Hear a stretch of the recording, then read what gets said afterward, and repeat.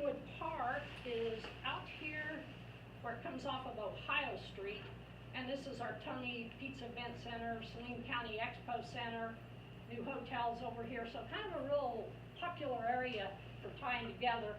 And we've made this kind of a place for the public to meet in a trailhead. And then these are the ones that we're going to go see today. So I'm not going to talk much about those because you're going to see a large banner in the area. Schedule 2017, we worked through conceptual ideas. 2018, we're now in the preliminary design. We're developing 30% drawings, developing costs. 2019, our goal is to be able to start preliminary design of the first phase. Whatever our community selects is the best bang for our buck to move forward with the intent of starting construction in 2020.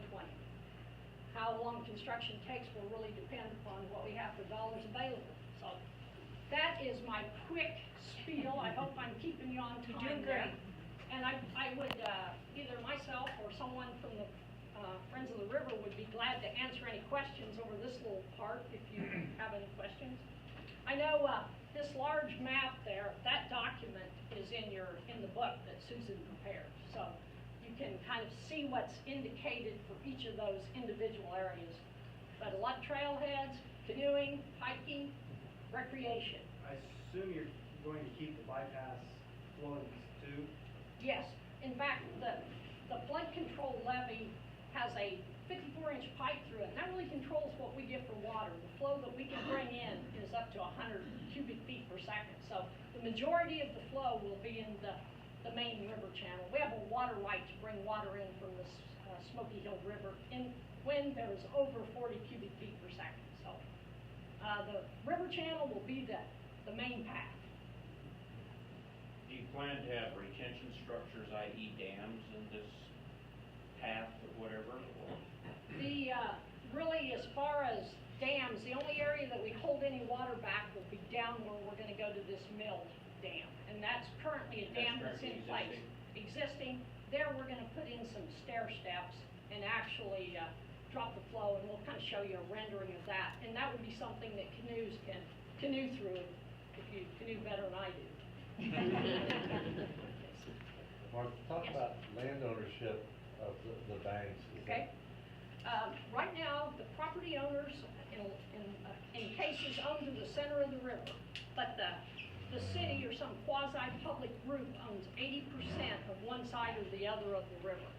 So we'll be meandering a little bit to stay within that, and that's the mission of this first phase, is to be able to go out and look a property owner in the eye and say, here's what we need to do. We're looking probably for a right-of-way for maintenance, but not, from what we've looked at, we're really not looking at a lot of effect on the property owners today. There's a couple that we're going to need to talk to, but in general, pretty small effect on the property owners, which is good news. Yes. So I guess these are more words of encouragement. I grew up in San Antonio, and they went through what you're trying to go through now. Because I remember back in the 50s and 60s, all the way up till the late 60s, San Antonio River was considered pretty much an open sewer that ran through downtown. Everybody was encouraged to stay away from it. And when they cleaned up the river, it changed to what it is today, where the river is the centerpiece.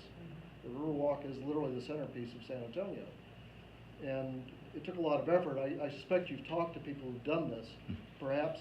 We've been to San Antonio, and our consultant, HDR, is currently designing several of the projects, the Museum Reach and some of those that have been completed down at San Antonio. So we've been down there and met with the authority and talked with them. So versus a lot more, goes through the center of downtown, yes.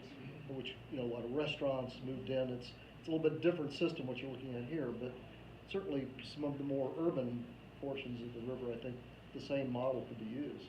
That's our goal, and tying it with the downtown and the streetscape and the redevelopment, the hotel, the field house. Those are all good things that we feel are important.